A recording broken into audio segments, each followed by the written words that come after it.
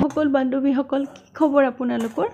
আজি মই লৈ আনিছোঁ আপোনালোকৰ ওচৰলৈ লাও পাল্লা পিঠা। তো লাও পাল্লা পিঠা চাউলখিনি মই কমো 1 ঘণ্টা তিয়াই থৈ দিছিলোঁ, ঘৰৰে চাউল আছিলে আৰু তিয়াই পেলাই পানীখিনি যাবলৈ দিছিলোঁ আৰু তাৰপিছত মিক্সিত দি দিছোঁ মই, দি পেলাই মিক্সিত গুড়া কৰি লৈছোঁ আৰু গুড়া কৰি এনেকৈ চালনীৰে চালি লৈছোঁ।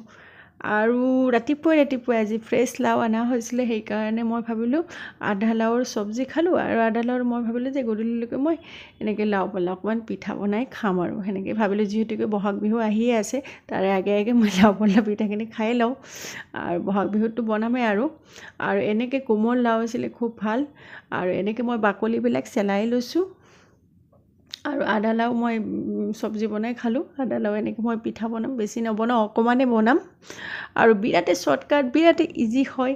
আৰু যদি ঘৰত চাউলৰ গুড়া আগতে বনাই থাকে তেতিয়াও পাৰি, আৰু ৰেডিমেড গুড়াটো আজিকালি পায়েই, আপোনালোকেতো জানেই। আৰু ঘৰত বনাই থ'লে বেছি ভাল। ঘৰত যদি চাউলখিনি তিয়াই পানীখিনি যাব দি তাৰপিছত মিক্সিটো গুড়া কৰে বা যোনে গাঁৱত ঢেঁকীতে কৰি ৰাখে, এনেকৈ বিৰাটেই ভাল, ইজি হয়। আৰু মই এনেকৈ কেৰাহীটো গৰম কৰি আৰু চাউলৰ গুড়িখিনি দি দিছোঁ আৰু চাউলৰ গুড়িখিনি ভাজি ল'ব লাগিব। হয়, চাউল তিয়াব লাগে বা গুড়ি কৰিব লাগে, তাৰপিছত এনেকৈ ভাজি ৰাখিব লাগে, ঠাণ্ডা কৰি ৰাখিব লাগে, অকণমান টাইম লাগে। আৰু মই লাওখিনি মিহিকৈ কাটি এনেকৈ প্ৰেছাৰ কুকাৰত দি দিছোঁ, অকণমান নিমখ দি দিছোঁ যাতে লাওৰ ভিতৰত সোমাই যায়, নিমখখিনি খাবলৈ ভাল লাগে আৰু পিঠাটো বাইট কৰিলে ভাল লাগে। আৰু এনেকৈ 3টামান চিটি মাৰি মই সিজাই লৈছোঁ। আৰু লাওখিনি যাতে মুখত বাইট কৰিলে খাবলৈ বিৰাটেই ভাল লাগে। এনেকুৱা নহয় যে কিবা এটা নাই যেন লাগে। অকণমান যদি নিমখ নিদিওঁ, আমি মিঠা বস্তুটো অকণমান অলপ নামতো নিমখ দিব লাগে, তেতিয়াহে খাবলৈ মানে টেষ্টটো আহে। আৰু এনেকৈ লাওখিনি মই এনেকৈ লৈ পানীখিনি গোটেই যাবলৈ দিছোঁ, যিটো লাওৰ এক্সট্ৰা পানীও থাকে। আৰু এই পানীখিনি একদমেই পেলাব নালাগে। এই পানীখিনিত অকণমান নেমু চিপি আৰু ব্লেক চল্ট দি আপোনালোকে খাব পাৰে, দেহাৰ কাৰণে, আমাৰ শৰীৰৰ কাৰণে বিৰাটেই ভাল। আৰু গুড়খিনি মই এনেকৈ পগাই লৈছোঁ কেৰাহীত আৰু অকণমান নিমখ দিছোঁ মই নামাত্ৰ, যাতে লাও আৰু গুড়াখিনিত নিমখটো ভালকৈ অকণমান লাগি যায় আৰু খাবলৈ ভাল লাগে, সেইটোৱে। আৰু বিৰাটেই গুড়া মই কম দিছোঁ, লাও বেছিকৈ দিছোঁ। পিঠাটো একদমেই মই মানে গিলা টাইপকৈ মই বনাম যাতে পিঠাটো ঢিলা হয়। যদি মই গুড়াটো বেছিকৈ দিওঁ তেতিয়াহ'লে পিঠাটো টাইট হৈ যাব। যিমান পাৰোঁ, মই ফাৰ্ষ্ট টাইম এদিন বনাইছিলোঁ, তেতিয়া পিঠাটো বিৰাটেই টাইট হৈছিলে, তথাপিও খাবলৈ ভাল আছিলে, কিন্তু ঢিলা হ'লে বেছি ভাল হয়। আৰু মই এই ৰেচিপিটো শিকিছিলোঁ, মোৰ আইতাৰ পৰাই শিকিছিলোঁ। আৰু যেতিয়া বনাই আছিলে তেতিয়া মই চাই থাকোঁ, ফ'ল' কৰি থাকোঁ কিছুমান বস্তু, আৰু তেতিয়াৰ পৰাই মই নিজেই লাও পাল্লা পিঠা বনাওঁ। আৰু মোৰ কাৰণে বিৰাটেই শ্বৰ্টকাট, ইজি হয়, বেছি টাইম নালাগে।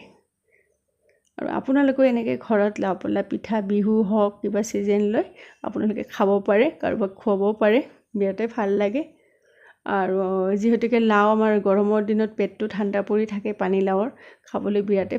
আৰু অকণমান মই ইয়াতে তেল দি দিছোঁ, ৰিফাইন তেল দিছোঁ, দি পেলাই মই লাওৰ পিঠাখিনি এটা এটাকৈ বহাই দিছোঁ আৰু এবাৰ উল্টাই দিছোঁ মই পিঠাখিনি। আৰু পিঠাখিনিত যাতে অকণমান কালাৰ আহি যায় আৰু দেখিবলৈও ভাল লাগে, অকণমান দুটা চাইডে মই অকণমান কালাৰ কৰি লৈছোঁ এনেকৈ।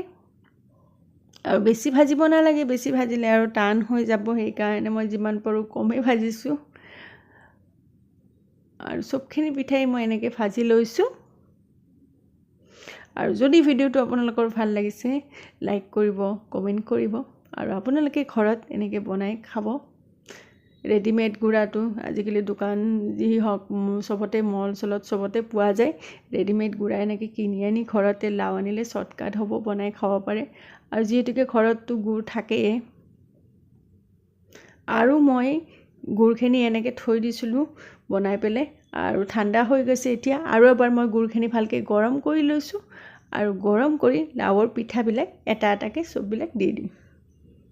আৰু চববিলাক পিঠাই এটা এটাকৈ এনেকৈ দি দিলোঁ। আৰু ৰাতি বনাই থৈ আপোনালোকে ৰাতিপুৱা খাব পাৰে, বা ভাত বনাব গ'লোঁ ধৰক, পিঠাও অকণমান বনাই থৈ দিলোঁ, থৈ দিলোঁ, আৰু ৰাতিপুৱা আপোনালোকে ক'ৰবাত গ'লে তাৰ আগতো খাই যাব পাৰে, আৰু কোনোবা আহিলে দিবও পাৰে। আৰু গৰমৰ দিনত বেছি নাথাকে পিঠাটো, এদিন থাকে আৰু তাৰপিছত বেছি নাথাকে। বাহিৰত থ'লে, ফ্ৰিজত থ'লেতো অকণমান টাইট হৈ যায়। আৰু চববিলাক পিঠাই মই গুড়ত দি এটা এটাকৈ পাল্টাই দিছোঁ, এনেকৈ উল্টাই দিছোঁ। আৰু পিঠাবিলাকৰ ভিতৰত যাতে গুড়বিলাক সোমাই যায় এনেকৈ মই 5 মিনিট কমো বইল কৰি সিজাই লৈছোঁ। আৰু গুড়বিলাক যাতে ভালকৈ পিঠাৰ ভিতৰত সোমাই যায়, খাবলৈ ভাল লাগে, সেইকাৰণে মই 5 মিনিট ভালকৈ বইল কৰি লৈছোঁ।